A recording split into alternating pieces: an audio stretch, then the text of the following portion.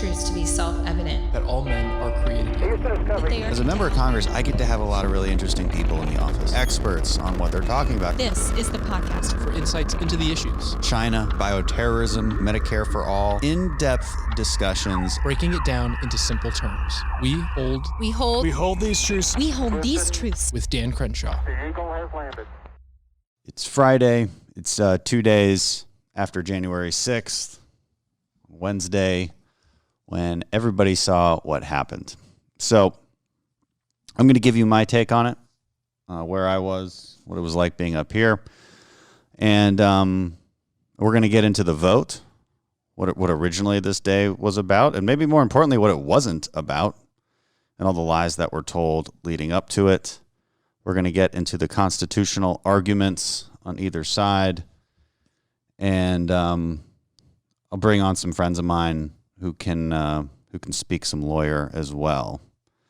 But we're going to go through it all. So bear with me. First, I want to tell you just what this was like. We show up to the Capitol from where I have a small apartment just not too far from the Capitol. And on my way in, we can't actually get into the garage under our office building, Cannon, because turns out there's a bomb or something that looks like a bomb near the RNC or the Capitol Hill Club, which is just across the street, catty corner to Cannon. So that's my first introduction to the day, and I think to myself, well, this is going really well. We're able to still get into the office, grab some things after parking somewhere else. And then we get word that we're being completely evacuated from Cannon and need to go find some place to hole up for the day in Longworth. I have not made it to the House floor yet. We know that by this time, everybody's making their way to the Capitol. The president's speech had occurred sometime that morning. And, of course, the marching orders were to go march on the Capitol. And that's exactly what everybody did. And we're watching the debate start. The objections to Arizona occur as expected. And then we start to get word that some of the outer barriers are being trampled over. And we think, well, this is concerning, to say the least. And what I'm seeing, again, because at this point, given what's going on, I'm not about to walk over there. Can't get in anyway. What we're seeing is basically what you were seeing on TV. You're seeing some videos on the internet that start to get streamed. You're seeing some news reports, and you're seeing how this escalates. You're seeing that some of my friends are on the House floor now across the news, barricading doors on the House floor, moving furniture right there, trying to talk down these people, trying to get in. And do what? I don't know. Well, you saw some of it. Perhaps desecrate some offices, take some selfies. Some people thought this was a big joke. It was not a big joke. A woman was shot.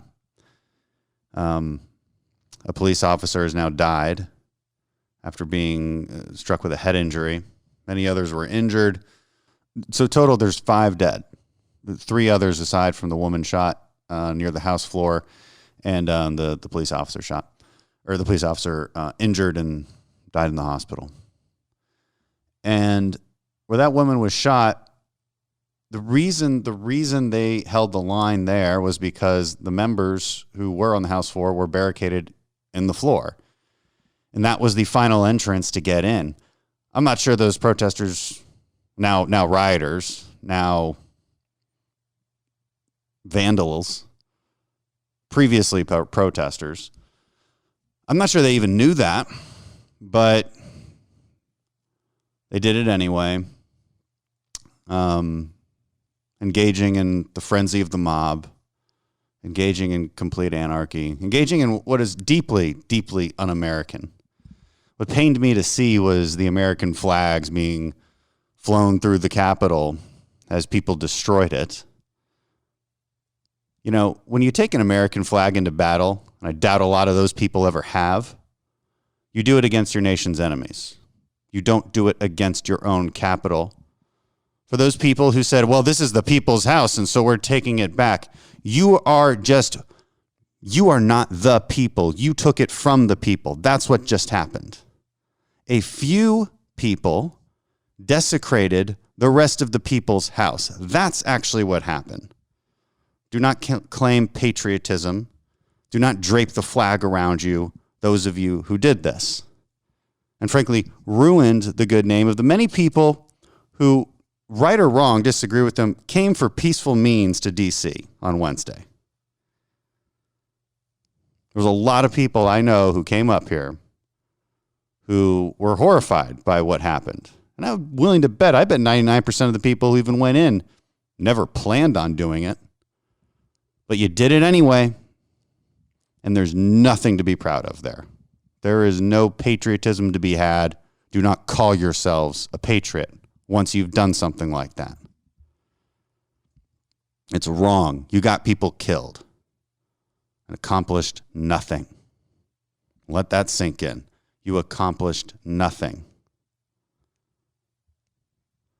So the next question is, how do we get to this point? How do we get to a point where people believe that they must storm the Capitol? What, to make change? To accomplish something? To accomplish nothing? How do we get there? Well, it's a bit of a long story, but it's a simple one. People were misled. People were lied to about what January 6th really was. They were lied to about what it was and what it wasn't.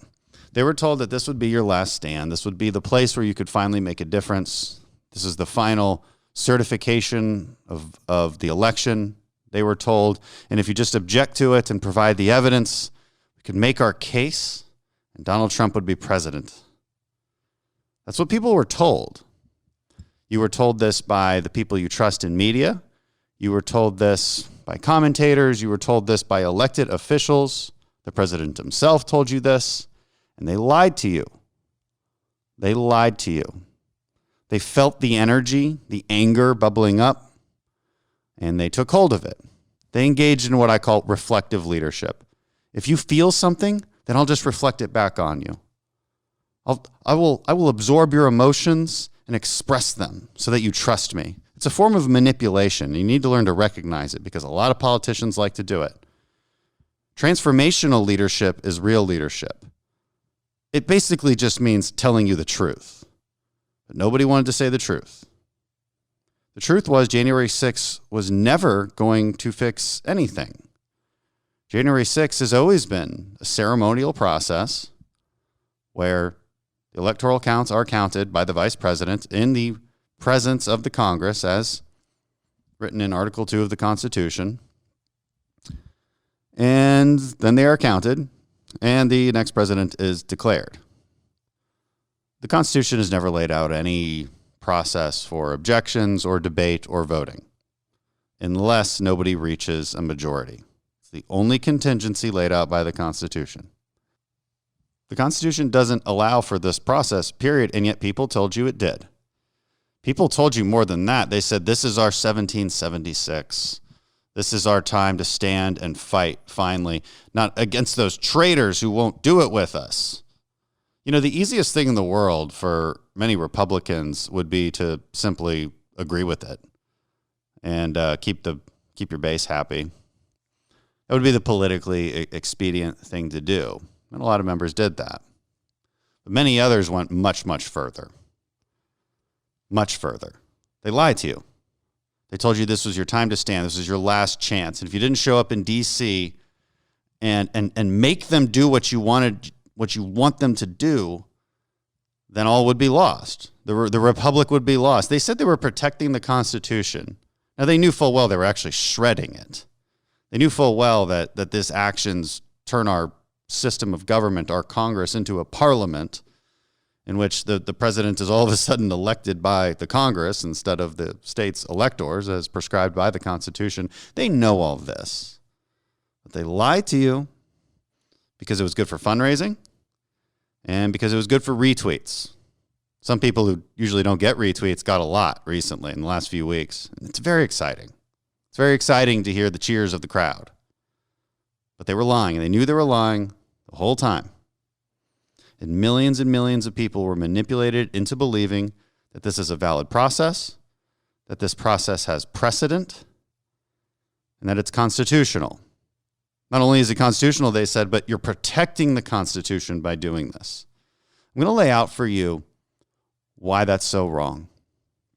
More importantly, why it was so wrong for them to lie to so many people, because people took those words seriously.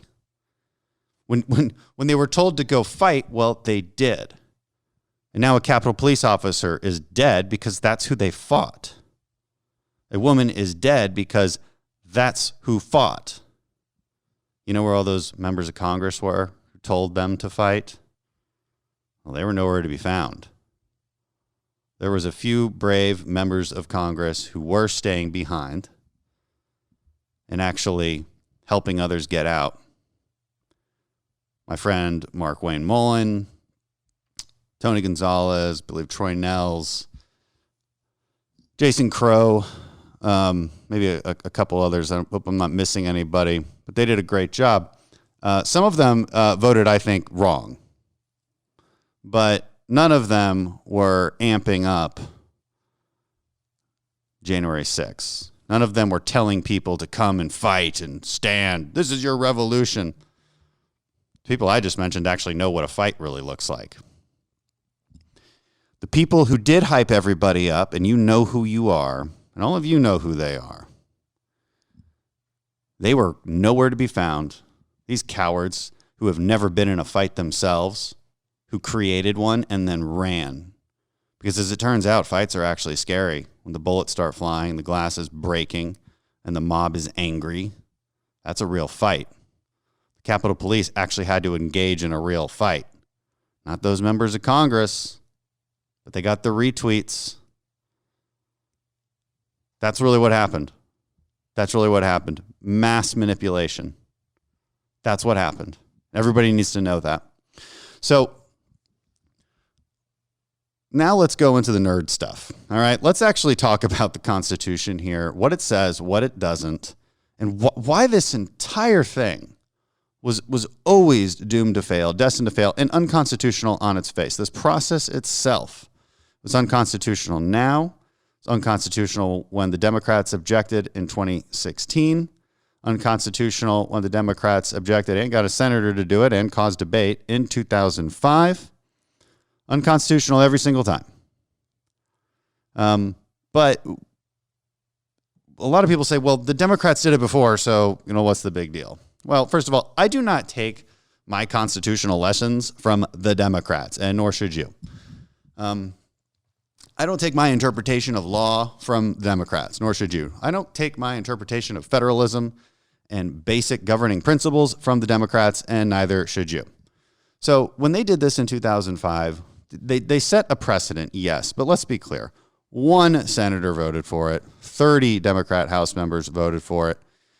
And even in their opening statements, they said, we absolutely do not want to overturn any electoral votes. Now, again, that's a bit of having it both ways, because by nature of the objection and the vote, you are automatically overturning electoral votes. That is a fact, and you cannot escape it. A lot of people on our side this time also tried to have it both ways and say, it's not about overturning the election, they said. It's not about overturning electoral votes or infringing on the state's rights to deliver those votes unimpeded by the Congress. It's not about that. It's about finally drawing attention to election integrity. That's what they keep saying, but it's not true. They're trying to have it both ways. They're trying to say that, look, we just want to highlight it. Just want to highlight it. Well, by nature of objecting and by forcing a vote, and if you vote yes on that objection, and if a majority vote yes on that objection, it throws out the votes. You just overturned millions of votes. That's a fact, at least according to this unconstitutional process. And the question then is, because of that fact, or at least the process as it's being delivered, is this process even constitutional? with consequences like that, with the overturning of an election, is this process even constitutional? And the answer is very, very clearly no. So we're going to go through why it's not constitutional, which is actually really simple because all I have to do is read Article 2 to you. And if you think that's still vague, we're going to talk about the founders' intent, Federalist 68, written most likely by Alexander Hamilton.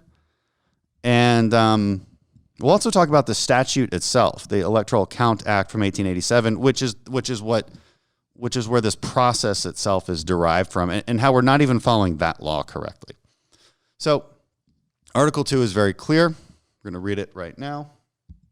The electors shall meet in their respective states and vote by ballot for two persons, of whom one at least shall not be an inhabitant of the same state with themselves, and they shall make a list of all the persons voted for and of the number of votes for each, which the list shall sign and certify and transmit sealed to the seat of the government of the United States, directed to the President of the Senate.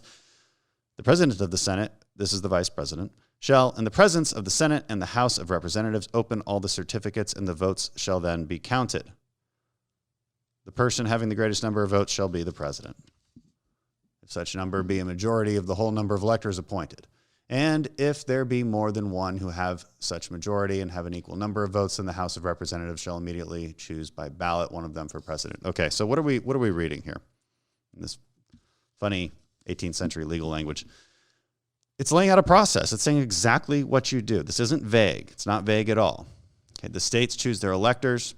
They certify them. They transmit and seal it to the vice president. The vice president opens it in the presence of the Senate and the House of Representatives. It counts them, and the majority shall be president. It does not say, if you feel like objecting, object. It does not say certify in the Congress. That's an important one. That's what everybody keeps saying. Well, we're certifying it. No. The Constitution lays out no such process. There is no certification.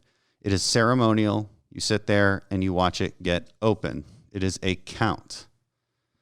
So where did all this come from then? Where did these objections come from? Why are we even doing this? Again, let's talk about the intent of the founders. So if you think what I just read is vague or could be read into differently, then maybe we should read Federalist 68 by Alexander Hamilton. So in Federalist 68, Hamilton lays out the purpose of the Electoral College. And the purpose, he argues, is to create an independent, decentralized body of electors to elect the president. And there's a reason for this. Hamilton wants to avoid the potential of one single body electing the president. They had many debates on how to elect it. Should it be a popular vote? And they decided against that because they were so afraid of the passions of mob rule. They did not want a popular vote.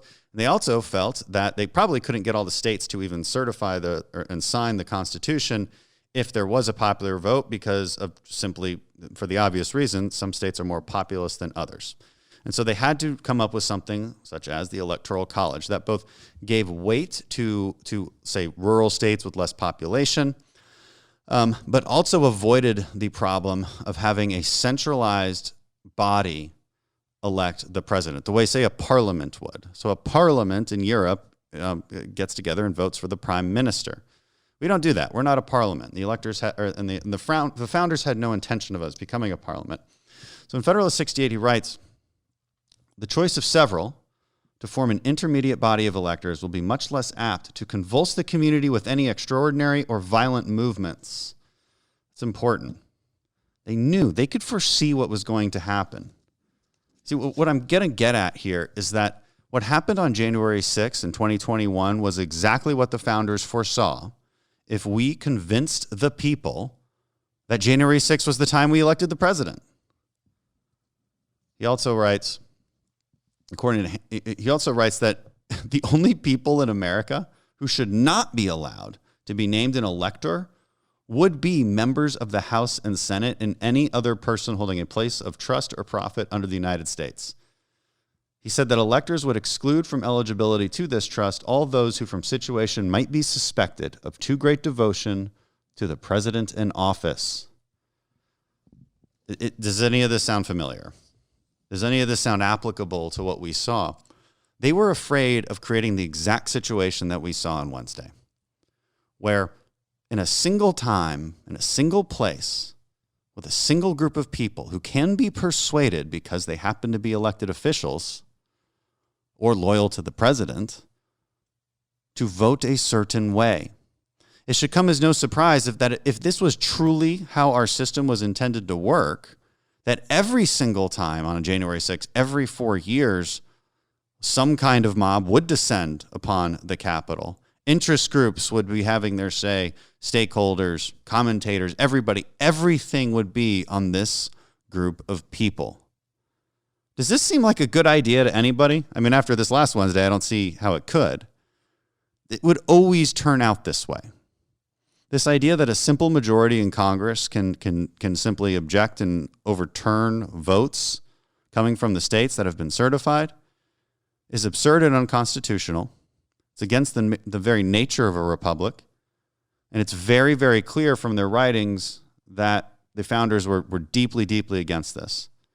More writings from the notes from the Constitutional Convention of 1787 confirm this as well. They debated all of this, whether a Congress would be involved at all in presidential elections. This was just widely rejected. This was not that controversial, actually. It was just widely rejected. There was some concern, in fact, with Article 1 that because of the way Article 1 was written, that there might be too much influence from Congress onto state elections. So it's very clear. The intent is very, very clear. So now let's go to 1787 Electoral Count Act. Now, the problem in 1786 during that presidential election was that states were sending competing slates of electors and certifying them to the U.S. Congress. Maybe a governor would certify one, and then a legislature would certify one, and they would send them. That's a problem now, because which one do you count? Okay? And so they derived this process with which to deal with that. The act itself allows you to object on votes that are not regularly given. It's kind of vague language, sort of vague 19th century language. And because of how vague that language is, our modern partisans have decided that we can interpret it however we want and basically object for whatever we want. Now, in my opinion, this needs to get to the Supreme Court immediately, given how dangerous this process is and how anti-constitutional it is. It needs to be ruled upon and clarified so that we stop doing this nonsense.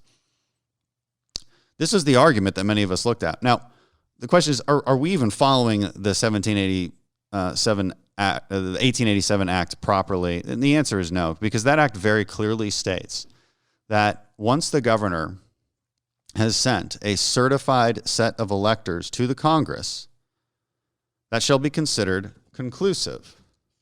In fact, the law clearly states that so long as the final determination of electors is made at least 6 days prior to the said time of meeting of the electors, that the slate of electors shall be conclusive and shall govern in the counting of electoral votes as provided in the Constitution. So it's even if we're going by the 1887 law, this is unlawful. This process that we have engaged in on January 6th is unlawful, needs to be challenged in the courts. Firmly believe that. We cannot have this every 4 years. So that's effectively the argument from those of us who did not want to object and voted against the objections. That had nothing to do with the merits of the objections. I've long said the merits of the objections are generally fine. Now, they're a bit weak.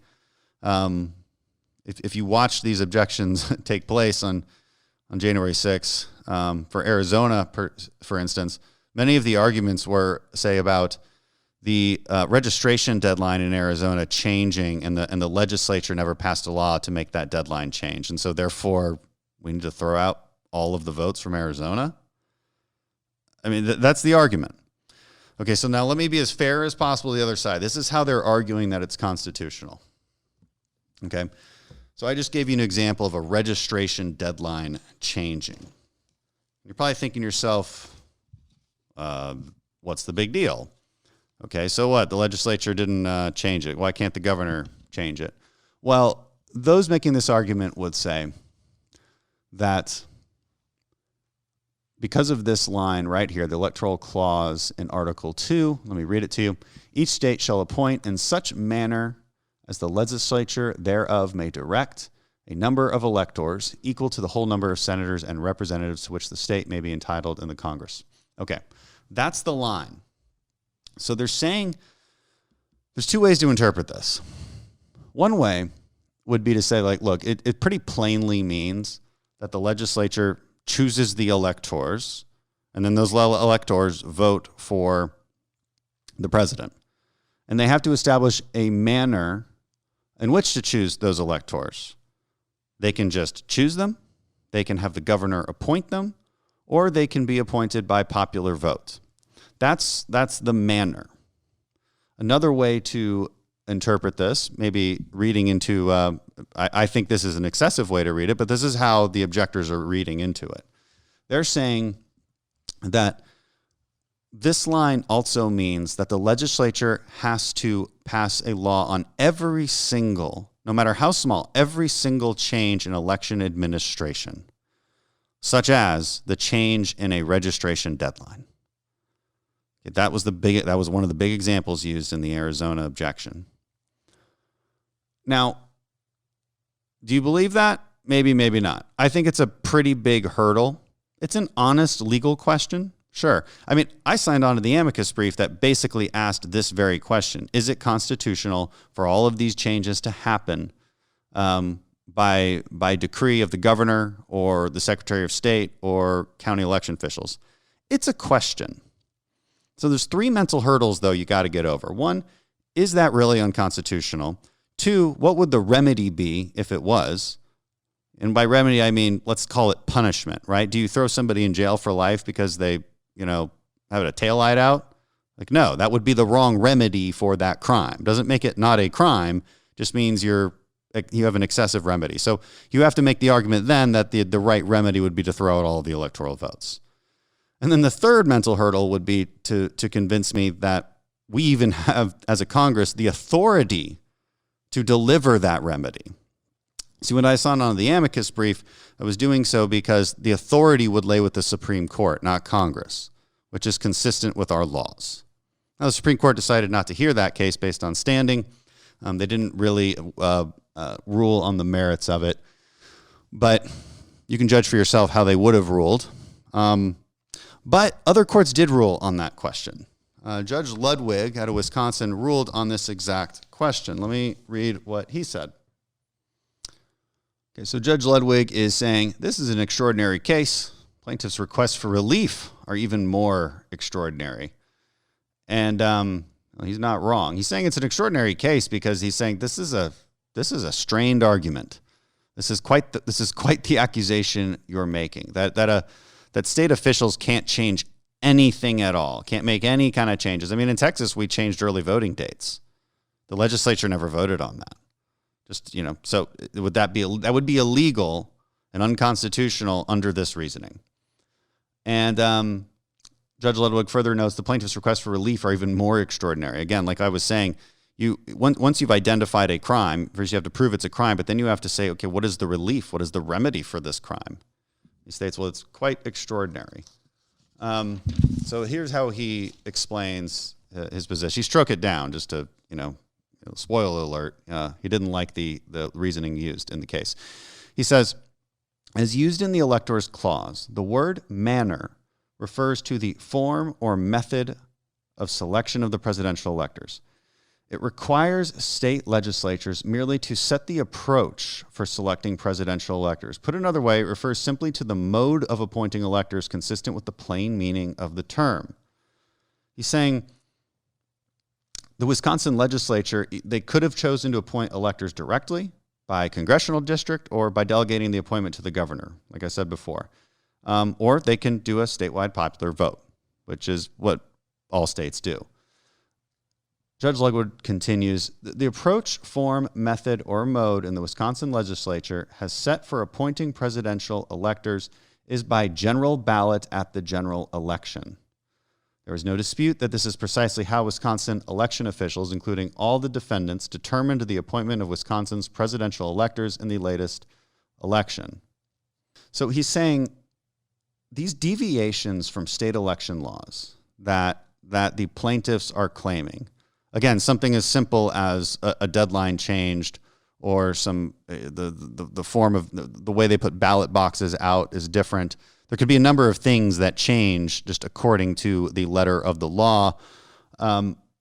Is this unconstitutional?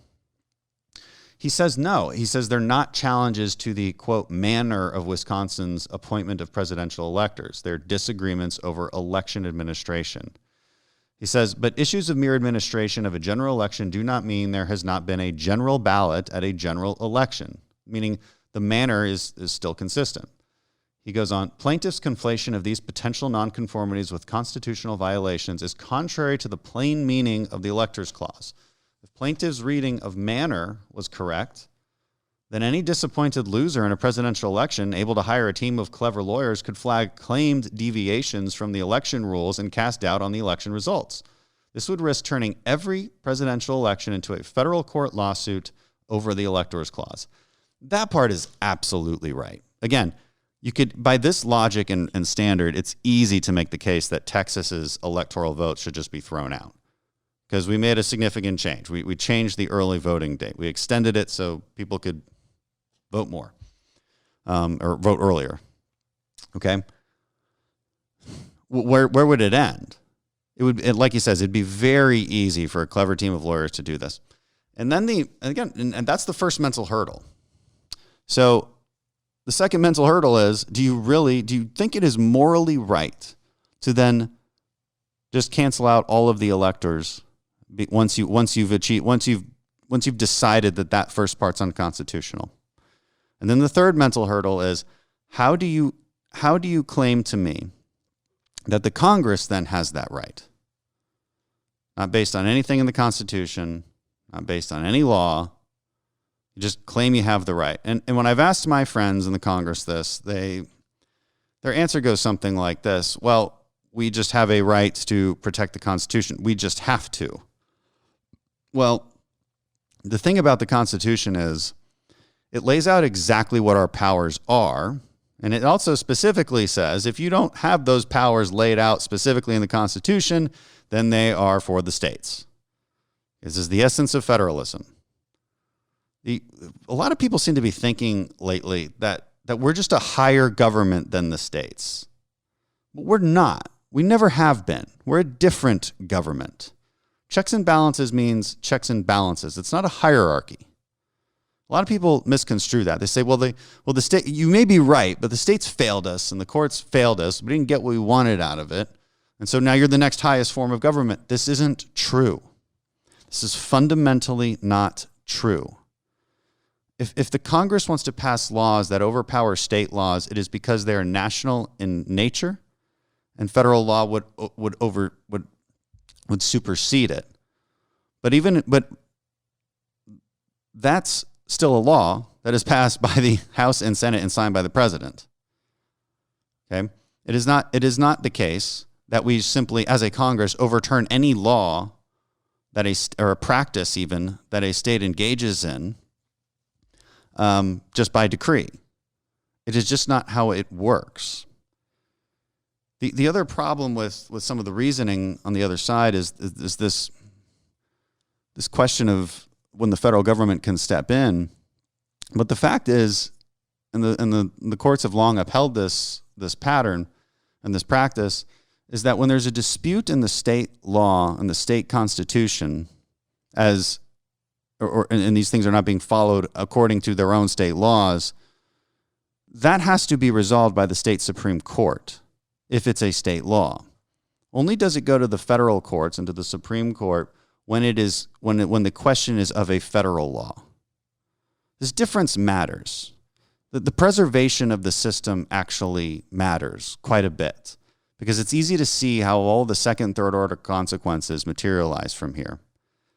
Taking a step back, it's very easy to see that if we followed all this logic to its very end, last time I checked, we now don't have the Senate or the House. So if it stays that way, Democrats could easily choose their next president simply based off of this process by just canceling out electoral votes in a partisan fashion. It would happen. Heck, if you follow the president's logic, where he wanted Vice President Mike Pence to simply throw out the electoral votes, you can imagine a situation in 4 years where Vice President Harris is just making herself President Harris. And we would have set that precedent. Precedent is dangerous. Escalation is dangerous. That's what happened here. It's also worth noting that, look, I think all the people making these objections know everything I just said. A lot of them changed their mind over time, tried to establish that sort of those 3 hurdles of mental reasoning that I described to you. After they told me behind closed doors, they knew full well that this was a deeply unconstitutional process. And so what's the point, right? Because even if you believe in all this, even if it is a constitutional process, we don't have the majority in the House. And it strains the imagination to figure out why you would tell so many millions of people that we could solve this for you on January 6th. It was just such a lie. It was such a manipulation. Hard to say why or where it came from. I mean, the passions and the pressure, it's immense. But our job up here is to stand up for what is true. I'm getting a lot of hate for standing up for what is simply true. I'd rather be on the right side of history, of course. And so the reality is, I think a lot of people. Let me just ask you something. Do you think it makes any sense to assume that forcing 2 hours of debate will make some great statement on election integrity? Especially when the arguments in those moments was, well, they changed the registration deadline. This is the dirty little secret. No allegations of fraud were made in these objections. Everybody's been talking about fraud. No allegations of fraud were made in these objections. Not a single one. Because I don't think these members have the evidence to really back it up. Doesn't mean there's no fraud. I think there's fraud. Okay, the question is there enough fraud to overturn the election? There's no evidence for that. Doesn't mean there's no fraud. I've been talking about fraud on this podcast for a long, long time and how it's done. I think Democrats deliberately loosen laws so that fraud can happen organically. I think it's easy to imagine fraud or simply mistakes when you see thousands and thousands of ballots going to the wrong households, and people could easily just fill them out, throw them in. And if you're not doing a signature verification process, well, easy to see how that happens. Okay? I get it. We hear you. But the question about January 6th was always, where is the solution?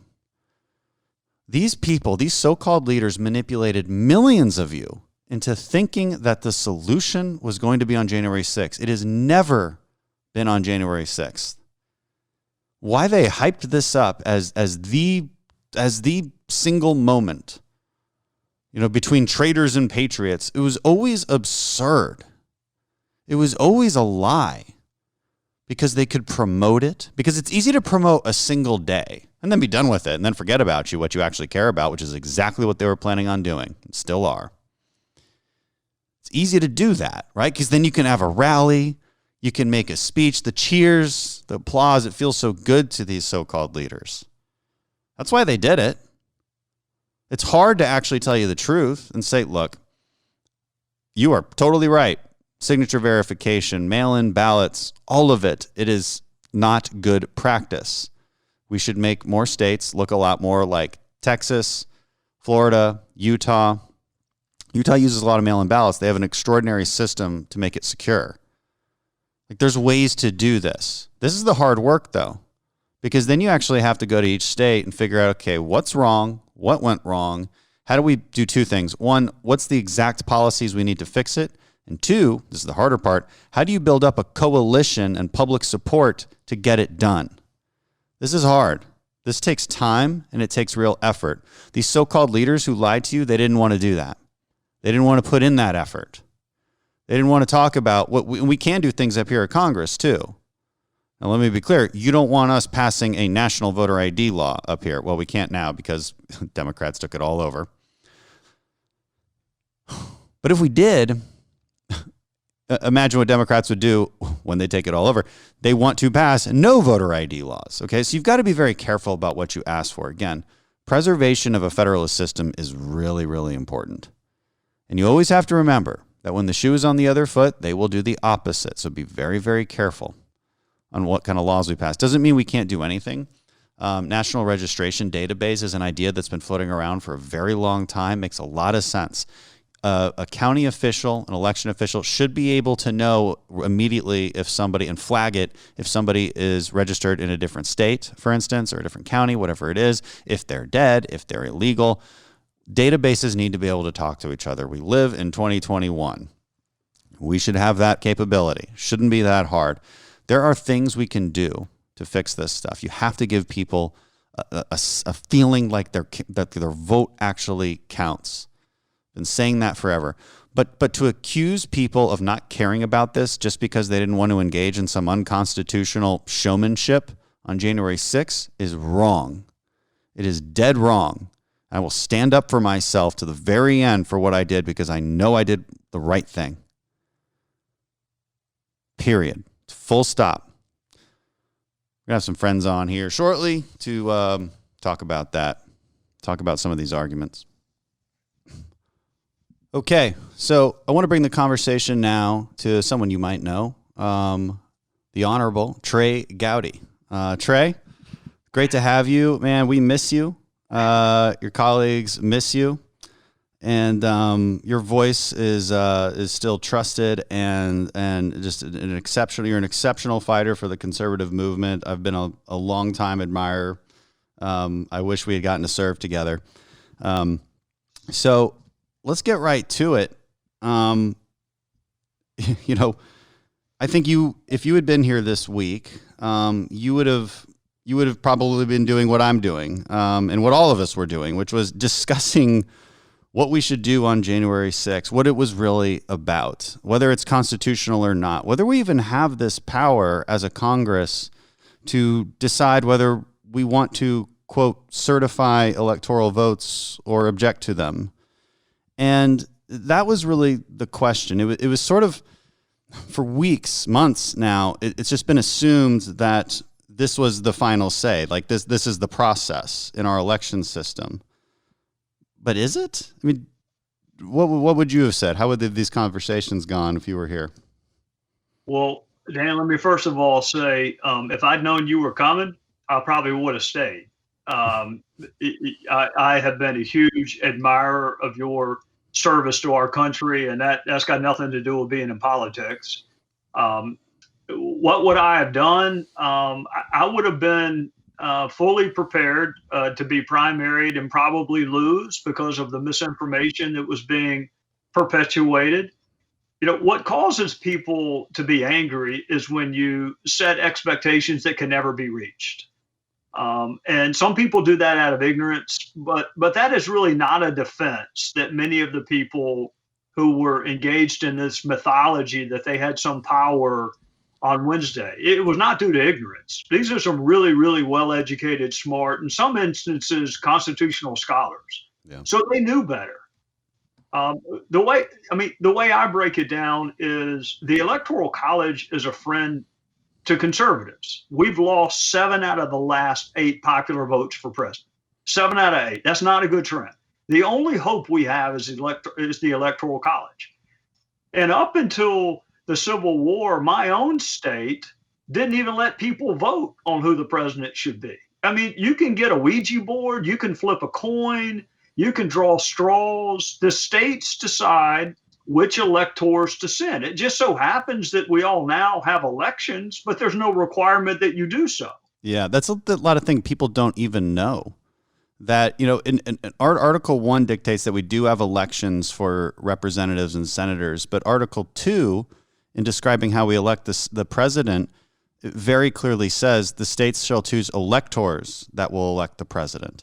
And it says that you will establish a manner in which to do so, and that manner could be simply choosing them, having the governor designate who they are, or a popular vote.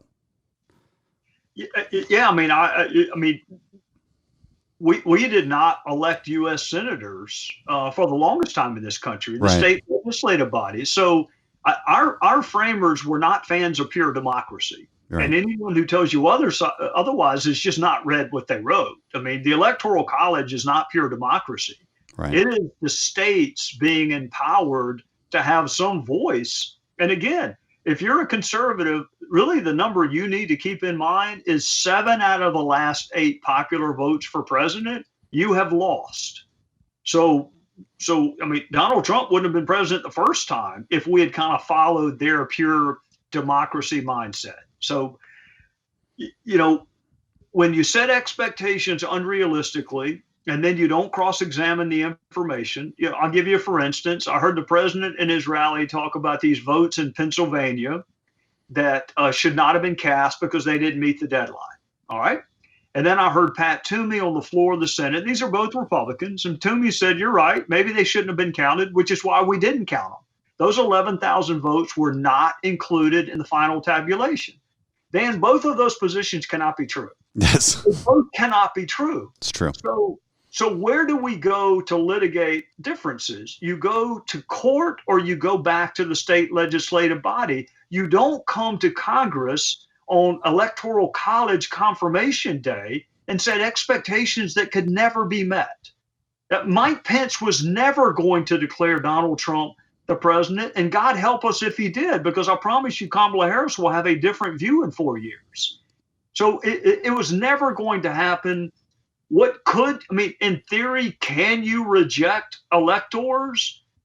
In the past, some states have sent 2 groups of electors. Exactly. That did not turn out well in 1876. I mean, for anyone to cite that as precedent, Lindsey's right. That's not good precedent. It led to lots of bad things. It's very painful for me to say Lindsey was right, but Lindsey was right about that. Yeah.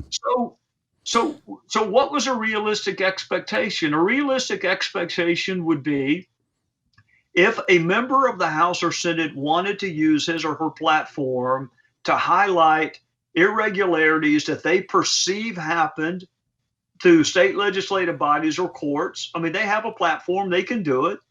But to try to somehow mislead people into thinking that we can change the vote total, the Electoral College vote total, was really a disservice to democracy. And look, you don't go into politics unless you have a certain amount of ambition, but that ambition has to be tempered with the facts and higher obligations, like to the well-being of the republic. And so I thought a lot of people did a real disservice to democracy. Yeah, and again, if you had been up here, you would have been arguing these things, and I was trying to get it out, right? I wanted to understand a lot of us who want to do what a lot of our base wants us to do, we're trying to get to yes.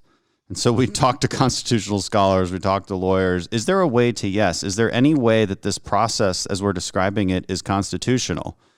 And the answer can't be, well, the Democrats did it in 2005, because I'm like, well, I don't like to look to the Democrats for my constitutional standards, just generally speaking. I don't think they have much respect for it. They certainly don't like the Electoral College. They're very clear about that. And so just because they did it in 2005, to a much lesser extent than we did, by the way, they had 1 senator object.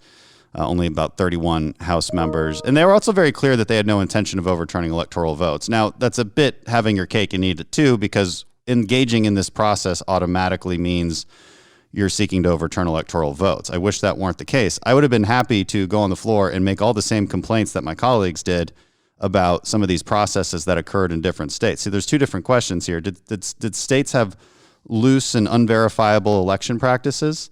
Yes, that's been happening for a long time. These are worthy complaints. These are frustrating to people. It makes them feel like they can't trust the outcome of the election. That is all very true.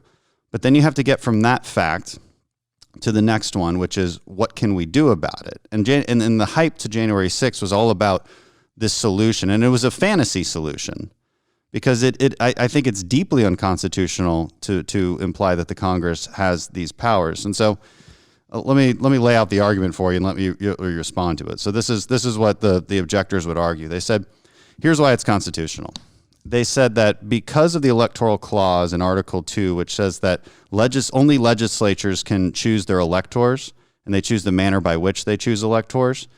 Therefore, any change to election administration leading up to the election that isn't explicitly passed into law by the legislature must be unconstitutional.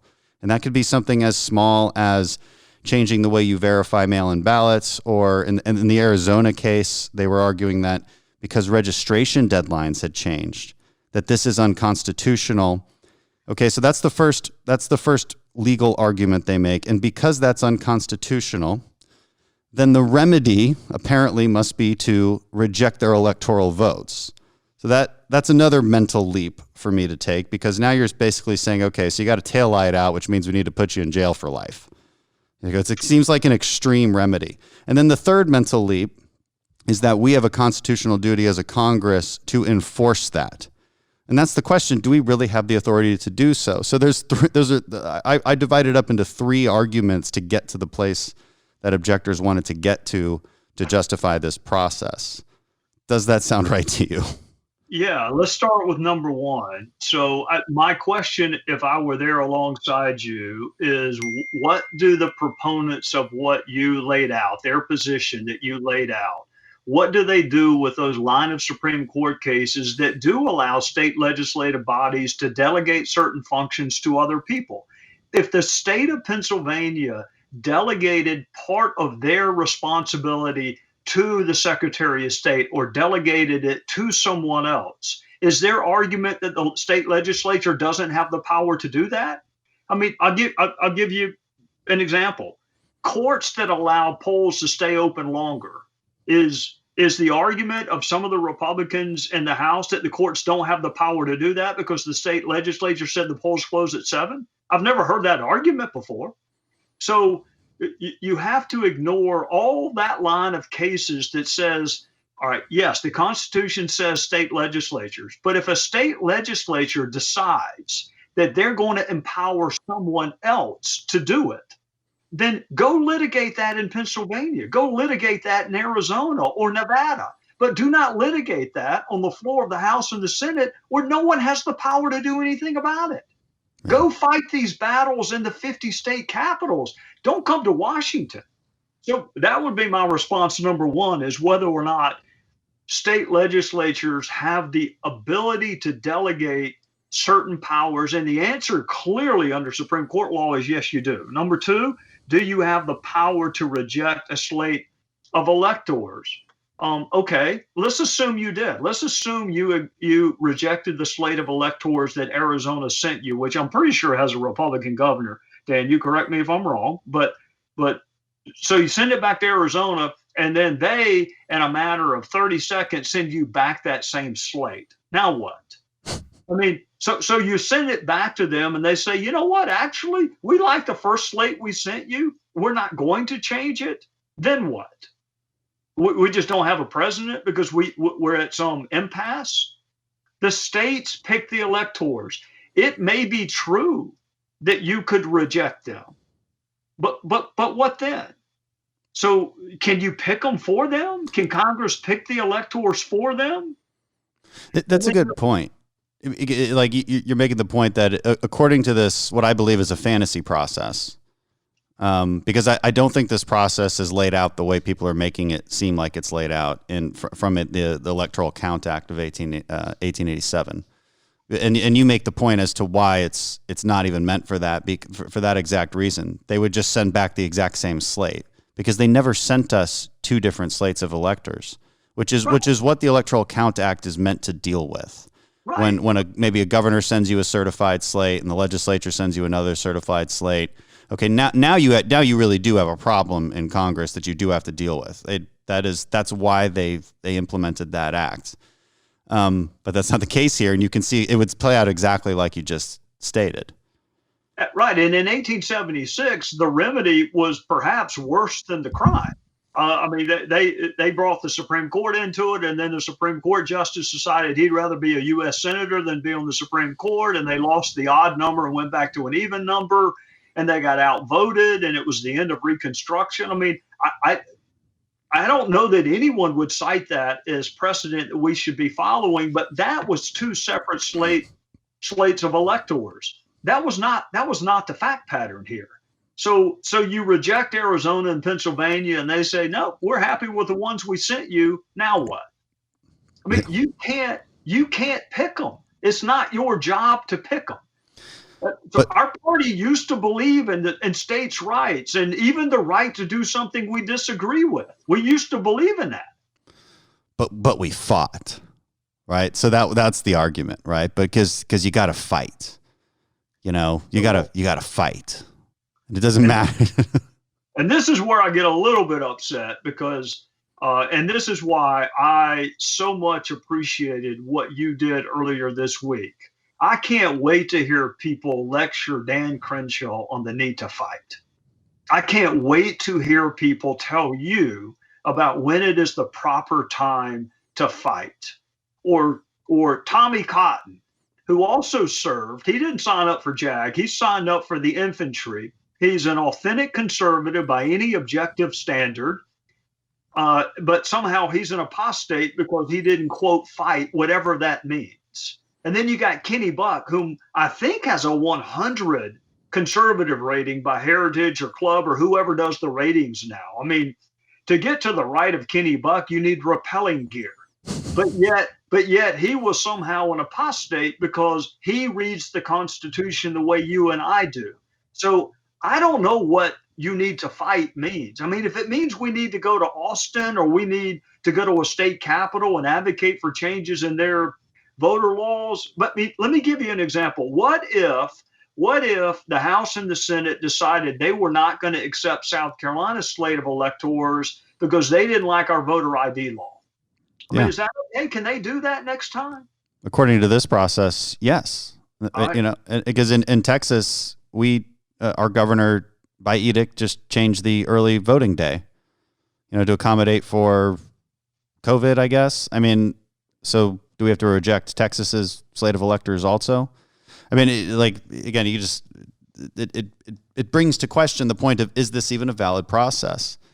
And I firmly believe it is not. It was not valid when Democrats did it, and it's not valid now, and it's dangerous.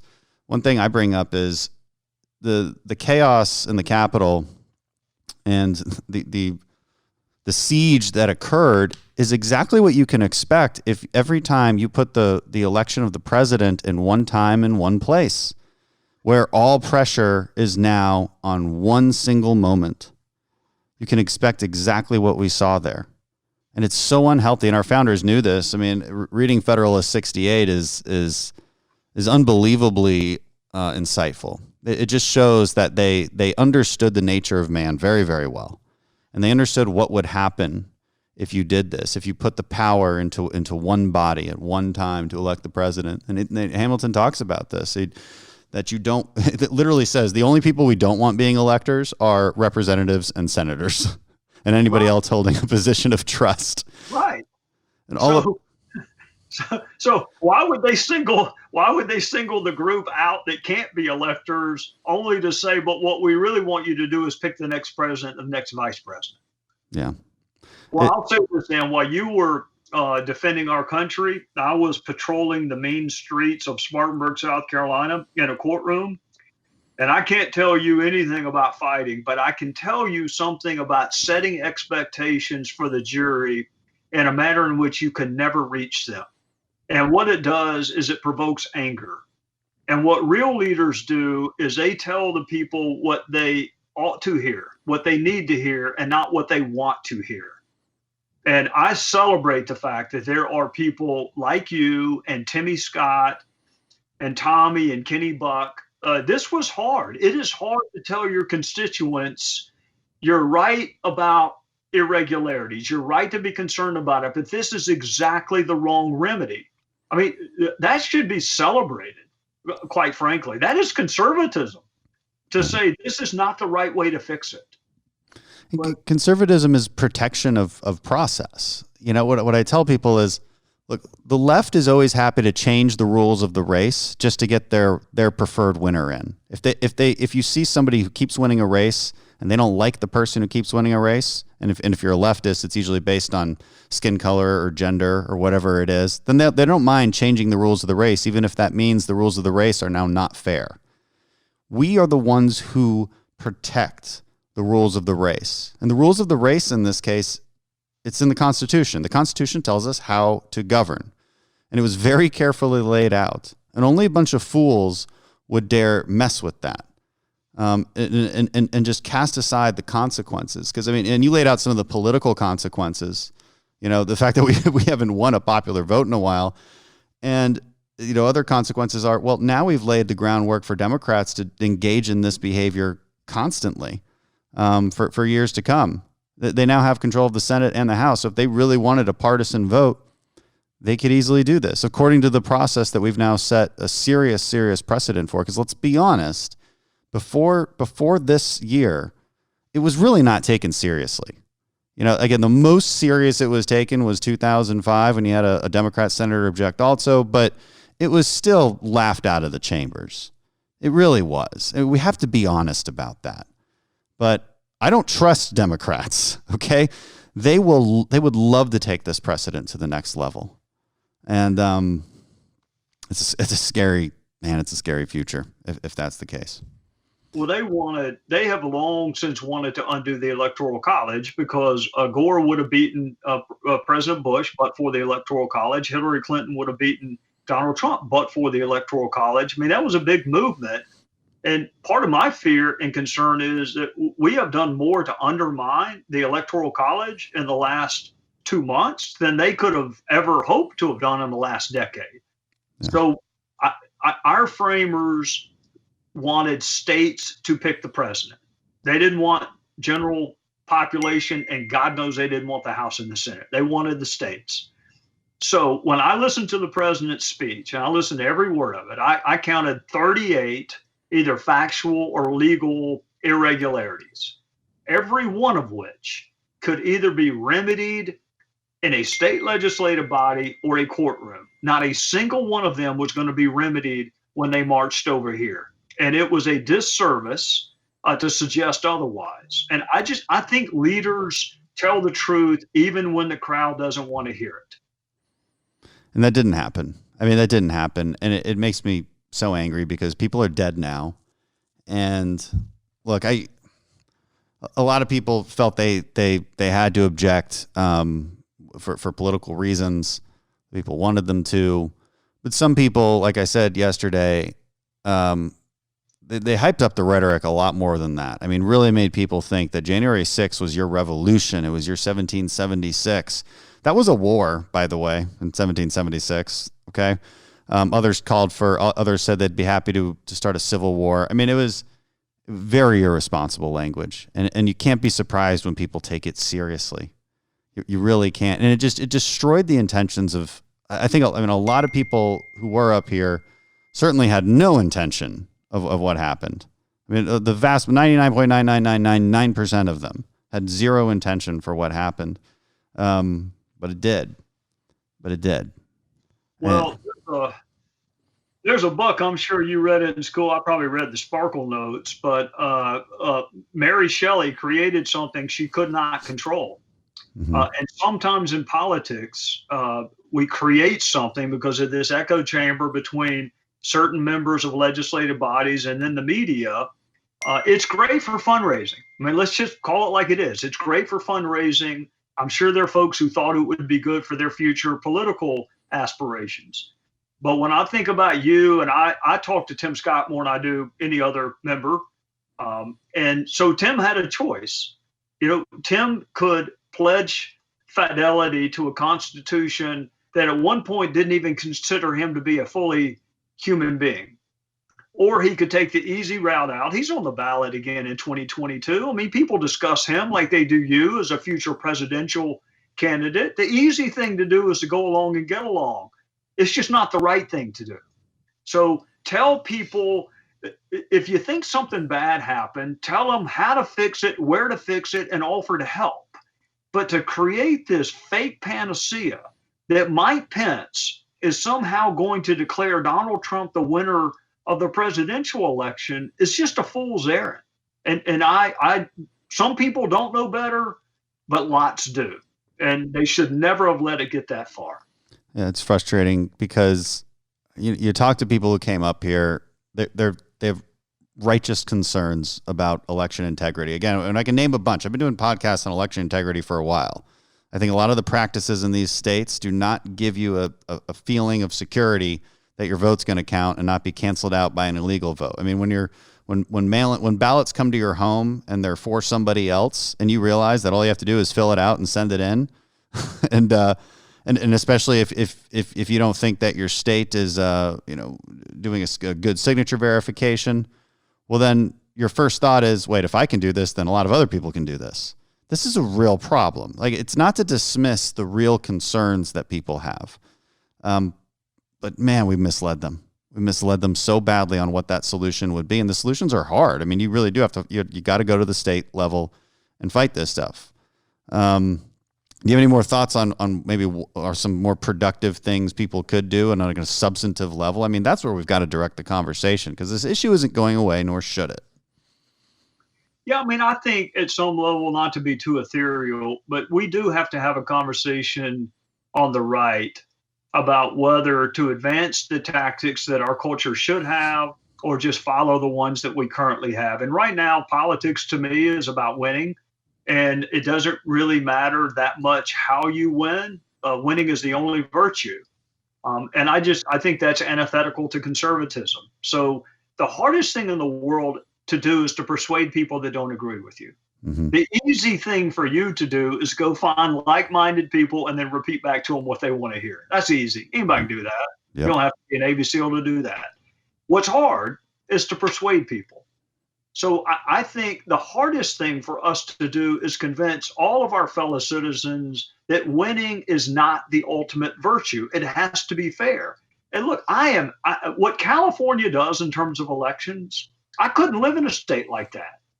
It made me just as angry as it did anyone else when I saw the Secretary of State in Pennsylvania act as if she really was the legislative body. Mm-hmm. The question is, where do you fix it?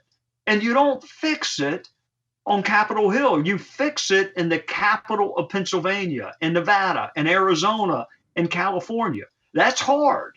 You can't just show up for a rally and listen to a speech and scale a wall. That's not going to fix it. So, look, conservatives have been in the minority for a while.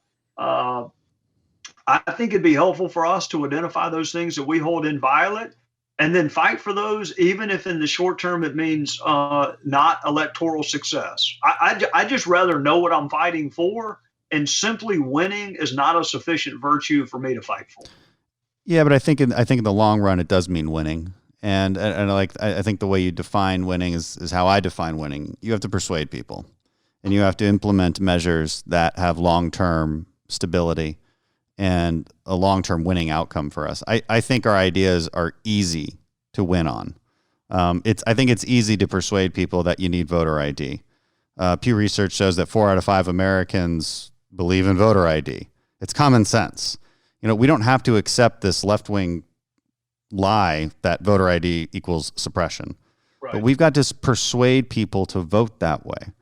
The left is just a little bit better at this kind of hard work at the state level. They seem to know the system better than we do, it seems like. And we've got to fight that way. I mean, it's just what you got to do. And fighting means persuading. Fighting does not mean, like you said, repeating the things back to your own group that they want to hear. That's not fighting. A lot of people said it was fighting. A lot of people like to use wartime rhetoric, but that's how you get a war in the Capitol on Wednesday. Well, the headwind is hard, and the headwind is the DC media and the print media, and of all the things I miss the least, having been there for 8 years, it is that headwind, the media headwind. And you're right. If you think that you should show the same ID to vote as you have to show, I had to go visit with Eric Holder when he was the AG, that can't be racist. But part of what I think our party needs are different looking faces making that argument for us. It is one thing for me to say something is not racist. It is quite another for Will Hurd or Mia Love or Tim Scott to say it. Yeah. So I think our party the headwind is tough. I'm sure you have felt it, even though you've been there a relatively short period of time. My guess is you do not perceive it's a level playing field for conservatives and progressives with the media outlets you deal with. No, of course not. I'm not minimizing the difficulty of it. However, we have to find a way. You're doing it right now. You got a podcast, you're on television, you do a great job on television. And my sense is you would not be afraid to go on less friendly venues.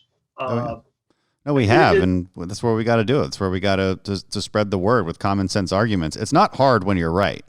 You know, conservatives have to be a little bit more comfortable with being right and then knowing how to make arguments. And screaming is not an argument. We can do this, right? There's no reason to feel like we've been defeated. We can do this. So I know you got to go to the gym. I know we're out of time here. So tell the audience, what are you doing at the gym today? Actually, at my age, I'm trying to stay awake for the entire hour. I'm a golfer. Tim Scott's arms are about the size of my legs. I'm not ever going to get there unless I juice, and I don't want to lose my hair. I am trying to stay in some of the same suits that I wore when I was in Congress. But, the great thing about exercise, my guess is you exercise a lot. That'd be my guess. Or maybe you did it all during Bud's training and you just don't want to do it anymore. I just drink muscle milk. That's all you have to do. You don't have to work out if you drink muscle milk. It's good for your soul. I read a study the other day that the thing that makes people happiest is not money and it's not power, it's exercise. And I think exercising is good for your soul and it's good for your mind. So I go, you'd be embarrassed at the weights I lift. You would think, well, it was harder to walk over and pick up that dumbbell than it was to curl it. But it's something. I like to go to the gym. But I'll tell you this: there are not that many people that I really kind of have on my list that I want to meet, want to talk to. But because I followed your career, because I have a connection to Texas, because of what Kevin McCarthy and others have said about you were on that list. And you skyrocketed up to the second on that list. Halle Berry is still number one. But you made it to number two this week because you showed a level of courage in saying, look, I understand your anger, but this is not the remedy. And it takes a lot of guts to do that. Well, I really appreciate it. You've always been on my list, my friend. Been watching you a long time, and America needs guys like Trey Gowdy, that's for sure. Well, I'm in Spartanburg, South Carolina. I'll be the one curling the 17-pound dumbbells if you're looking for me at the gym. And if there's ever anything I can do for you, you let me know, okay? All right. Hey, maybe add some deadlifts to that. All right. It's the best exercise there is. Hey, Trey, thank you so much for being on and giving us your insight. Really appreciate it. God bless you. Take care of yourself. Thank you. You too. Okay, so my next friends on this episode, I've got Representative Chip Roy, fellow representative from the Texas delegation, and Professor Steve Vladeck at the University of Texas School of Law. Thank you both so much for coming on. Thanks for having me. Thanks, Dan. So, Steve, Chip and I have been here speaking to our colleagues. I will say it was some of the most intense and interesting debate in the Republican conference leading up to January 6th, and the debate never centered around the merits of these objections, because the merits of the objections, I've long said, I can agree with them. I don't like the way some states engage in election practices.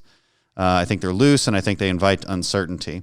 The debate was always about whether we even have the power to actually overturn electoral votes. Even if we believe that we do, is it a good idea? And what kind of precedent does that set? And is that what the founders intended? And so you're coming on after I've already laid down a lot of context and background on what we did. But Steve, I'll kind of direct this to you. Do these arguments make sense? If you're trying to make somebody believe that it's constitutionally acceptable for Congress to overturn electoral votes, that this process that we're engaging in on January 6th, that has been engaged in before by Democrats, that it's even remotely constitutional.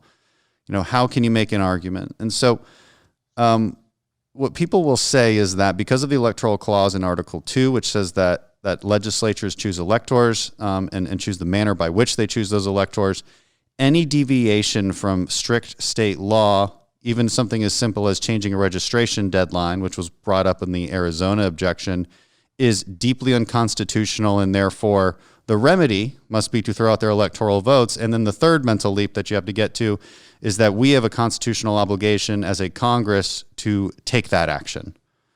So I separate it into three categories. First, that action is unconstitutional. Second, the remedy for which is throwing out electoral votes. Third, we actually have the authority to do so. How would you respond to that argument? I mean, those are the right three layers. And if we take them in order, so let's start with the first. So the first layer, I think it's important to note, just before we even go much further, if this were the only constitutional objection, right? Take Pennsylvania, for example.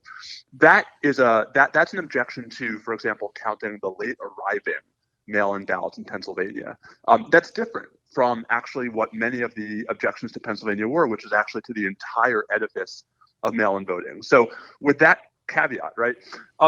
The question is, does the federal Constitution actually rewrite state constitutions? Because for this argument to work, you'd have to believe that even if a state constitution expressly said the state Supreme Court has the last word on the validity of election laws passed by the legislature, that the federal Constitution, by giving the legislature the power to provide for the choosing of electors, overrides that. That's a pretty bold claim. We don't have a lot of context where the federal Constitution is interpreted to rewrite state constitutions as opposed to imposing a federal mandate. And it's a pretty novel argument. I mean, the first time it really received much purchase was in Chief Justice Rehnquist's 3-justice concurring opinion in Bush versus Gore. It's never been endorsed by a majority of the Supreme Court. So, starting with just the first layer, I think it's a tough sell. It's not, outside the realm of possibility. There are good arguments on both sides, but it's never been accepted before now. And I think, one of the questions as the layers start to blur is, should Congress ever be in a position to throw out electors, based upon maybe plausible but not necessarily previously accepted constitutional arguments? Right. So it's Chip, do you have anything to add? Well, the only thing that I would add to the specifics of this thing, and Steve brought up Pennsylvania, and I appreciate you being on, Steve. And Chip, can we stop for a second? You have a law background. I mean, people need to know that. First Assistant Attorney General of Texas, a former federal prosecutor, Assistant United States Attorney. I've worked in constitutional law, worked on the Senate Judiciary Committee, so I've worked on these issues for almost 2 decades. Also went to the University of Texas School of Law, Steve.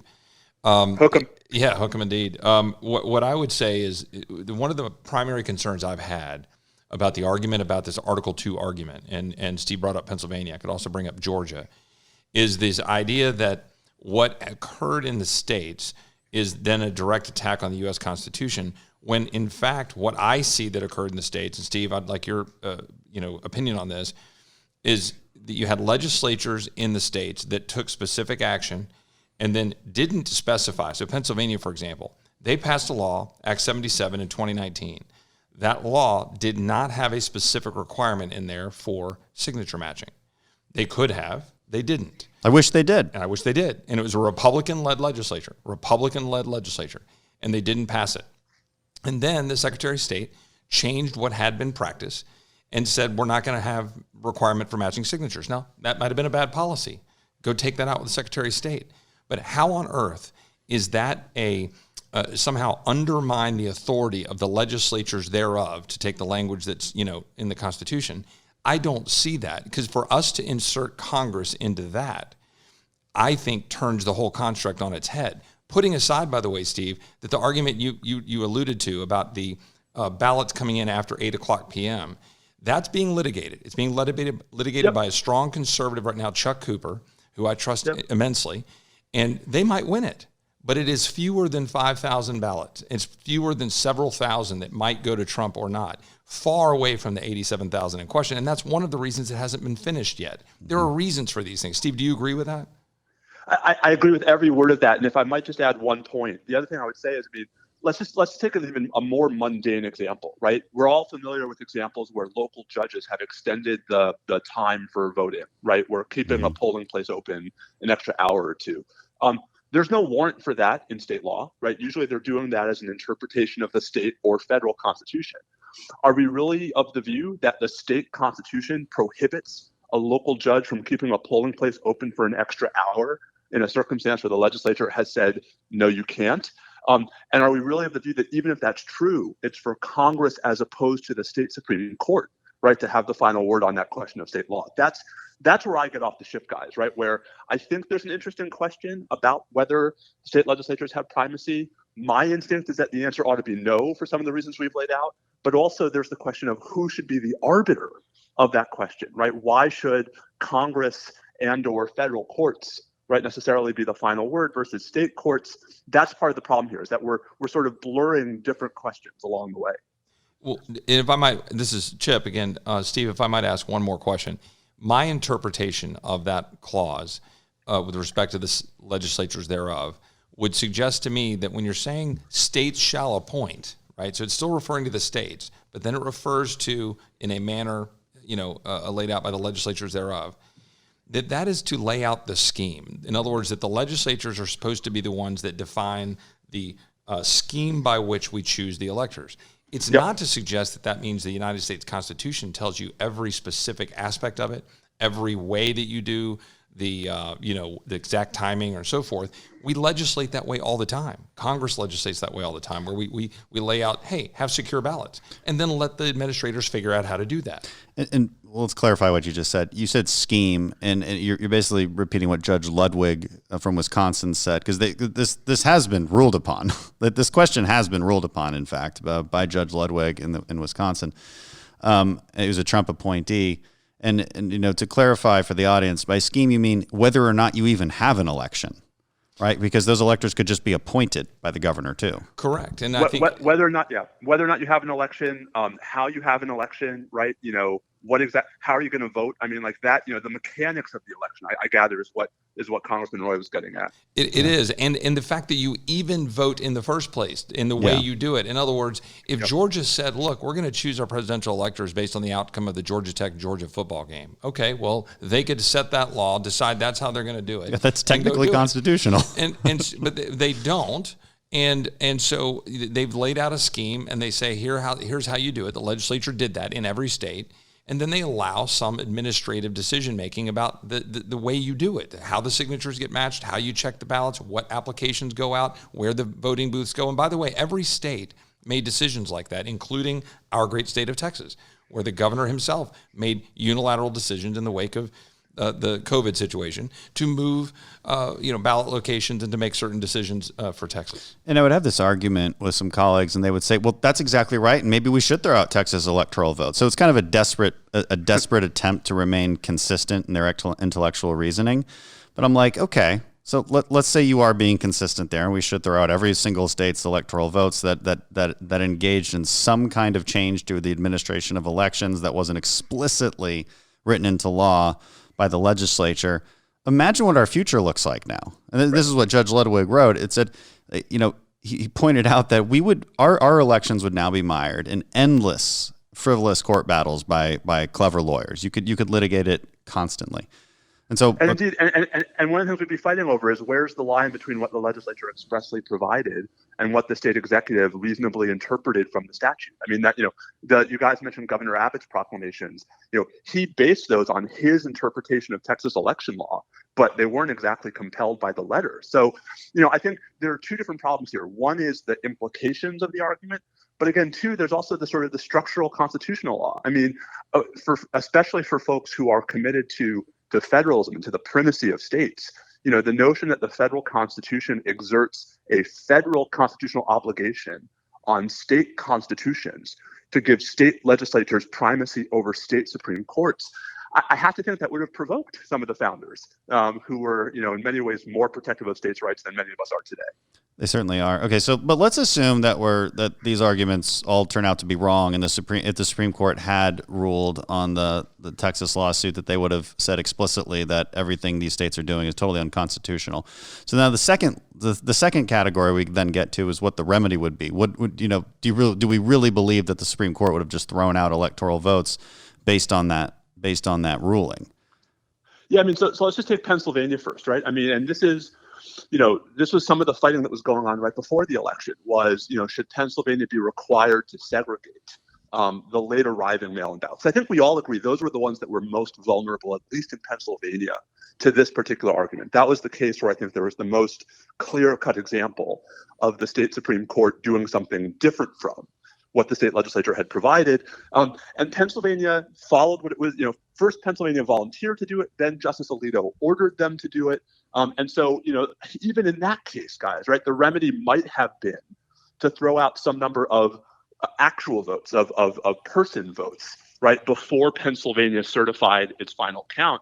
As Congressman Roy said, we're not talking about a large number of votes in a state that Biden won by, way more than the margin we're talking about here. So I can't see how that would justify, throwing the baby out with the bathwater when there was a much more precise, targeted remedy that would have been available. Right. And then the question constitutionally, is this entire process just a fantasy? Because I think it is. I mean, that's basically my entire argument for not voting for objections, is that we just don't even have this authority, period.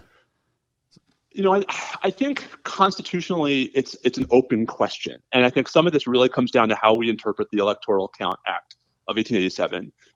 Guys, to my mind, there's no question that there are at least some cases that the Constitution and the Electoral Count Act do commit to Congress's discretion, right? Do place Congress as the arbiter. And that's cases where a state returns either no electors by the relevant dates, or where states return multiple conflicting slates of electors. And that's what happened, of course, in 1876. And guys, I mean, obviously there has to be someone who resolves the dispute in those circumstances. That's where there's a clear role for Congress. But part of the point of the Electoral Count Act is to create a procedure for those cases, as opposed to cases where there's no competing electors. And I mean, to my mind, I think there's one example since the Electoral Count Act was enacted of a state returning multiple slates of electors. It was Hawaii in 1960. Yeah. So, I think there's a pretty good argument that at least under the statute, yes, there's no substantive role for Congress besides just the ministerial one. When, as we saw this year, every state returns a timely and unitary slate of electors, as opposed to cases where there's conflict. And Steve, this is Chip. You just made a good point. Where they timely return a unitary slate of electors this year. Just to make sure everyone listening knows, all 50 states returned a single formal slate of electors, right? Not more. There were some parties who said that they had some alternative electors and stuff, but none of those were under color of law. None of those were official. None of those were formal. And so to your point that you just outlined under the Electoral Count Act, that those procedures, if you assume the Electoral Count Act is itself constitutional and a framework we should follow, which is a subject to some debate as to whether or not we should be more bound to just follow the 12th Amendment as it is, but fine, that's a separate conversation. If you follow the Electoral Count Act, then and you go through the process you just laid out, I think it is very clear that we still count. You laid out the situation where we have multiple slates, then we make a decision on on what to count. Or if they send no slate whatsoever, I guess we can make a determination of what that means with respect to the numerator and the denominator. But that right. we're not supposed to be inserting ourselves into the decision making of how those electors were chosen. And indeed, and I think, I agree with that. And I would just say that in historical context, I think that argument's even more compelling because, keep in mind, of course, even you guys know this, but, some of your listeners may not. The Electoral Count Act is a response to the disaster that was the 1876 election, where, Congress almost fell apart trying to figure out how to count conflicting slates of electors from 3 states, where those 3 states would have either thrown the election to Tilden or thrown it to Hayes. And so in this context, it would not have made sense for Congress to set up a rerun of 1876, except in the circumstances where it was unavoidable, except in the circumstance where it really had no choice but to decide between conflicting valid slates of electors, or where there were no electors from a state, and perhaps that meant we fell below, a candidate with a majority. Oh, it's just If I can add one more point, Dan, that I think is critically important for listeners to understand is that of the 6 states that were being raised as questions among our Republican colleagues, now obviously we only ended up voting on 2 objections, I think in part because of what transpired in Washington. Otherwise, we might have been, responding to 3, 4, 5 states worth of objections. But it's important to understand that 5 of those 6 states are controlled by Republican legislatures. In other words, those legislatures, both houses, 5 of the 6 have Republican-led legislatures. Not one body, not one of those Republican-led bodies sent a separate set of electors. Not one. And not one of those bodies sent Dan or myself or any other member a letter by a majority of that body subsequent to the election saying, you know what, we have concerns about the process or concerns about how we chose the first set of electors. Would you guys take this into consideration? The only thing we got was one last-minute letter from the state Senate in Pennsylvania that had a majority of Republicans, but not a majority of its body, that raised certain questions. And they did that at the 11th hour, and I believe it was a purely political face-saving maneuver. And this is just all really important because they had an opportunity. They are the legislatures. They could control it. So if you're hung up on the legislatures thereof, well, these Republican legislatures could have spoken. Yeah. And go ahead. I'm sorry, please go ahead. No, go ahead. No, all I was going to say was, and I would just add to that. I mean, for folks who are saying, well, what if there really were shenanigans, but we only found them out a few days after the election, right? I don't want to belittle some of the litigation we saw, right? That there are opportunities under every state's law for the candidate to contest the results, for campaigns to contest results, certain voters to contest results. That's why, right, federal law gives states up to 5 weeks to certify the results of their presidential election. It's why every state gives the state at least a little bit of time to certify the results, to conduct audits, as some states did, especially Georgia, right? And so, it's not like this matter came to Congress in the joint session without sufficient opportunity for exploration. I think that's another part of the story that we have to include. I know Steve has to go within the next few minutes. I mean, I always like to end these conversations with, then what is the right solution? Because people are frustrated. I mean, that this was I think people were misled in a deep and enormous way about what January 6th would mean for them. It was always hyped up to be, I think, an opportunity for some ambitious politicians to have a name for themselves. And it ended in disaster. But people really believed it, and people have real concerns. Again, I always point to examples. Look, if you're getting a ballot to your house that has somebody else's name on it, well, then it's pretty easy to imagine that a lot of other people are getting that a similar misnamed ballot and could easily fill it out and cancel out your legitimate vote. These concerns are not frivolous. But what I point out to people is you got to do the hard work at the state level, and that is hard work, and it's going to take time, and we've got to do it. Yeah, I think that's exactly right. I mean, for better or for worse, and I know that, the 3 of us don't always agree on everything. The Constitution gives primacy in federal elections to the states. Congress has the power to, I think, assert more of a federal role in regulating the time, place, and manner of elections for federal office. It hasn't chosen to do so historically. And so I guess, what do we say to folks? I think my response is, focus on your state process, right? If a law comes across the books, like Act 77 in Pennsylvania, and you don't like it, don't wait till after the election to challenge it, right? If the election goes in a way that you're concerned about, right, use the remedies available under state law, but also have faith that those processes are meant to work. And if they end up producing a result that's not the one you want, maybe that's because the claims you've made, the allegations you've levied, could not be sufficiently substantiated. I'll only add that I think there is a role for Congress, the federal government, to play here. And I'm a fairly outspoken, ardent Federalist. And I think, Dan, you and I agree on a lot of that about leaving as much as we can to Texas and other states. And that's one of the reasons I think that you and I don't want to speak for you, but why we felt strongly about this, right? It's preserving and protecting the role of states in this process as the founders intended. But there is a role in the Constitution, the pure text of the Constitution for us with respect to time, place, manner of how federal elections are carried out. So we have a role. We should look at it. We should determine whether we should do something about, maybe we'd have a federal holiday for, elections so that everybody can have to get as many people in that day.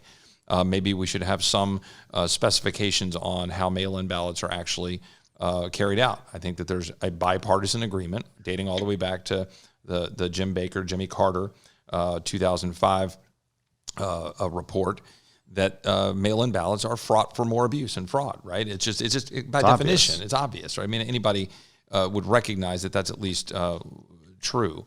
And so I think there are ways we can step into that role and then give some deference to states and some roadmaps, and then just tell people, push your states to then fill in the gaps. Yeah, I think that's the right attitude.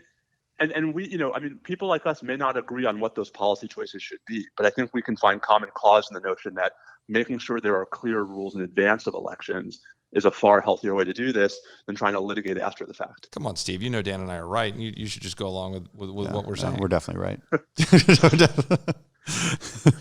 Well, Steve, I know you got to go. Thank you so much for coming on and lending us your expertise on this issue. It's important. No, gentlemen, it's a pleasure. I hope we can do it again. Absolutely. Thanks, Steve. Hook 'em. Appreciate it. All right, thanks, guys.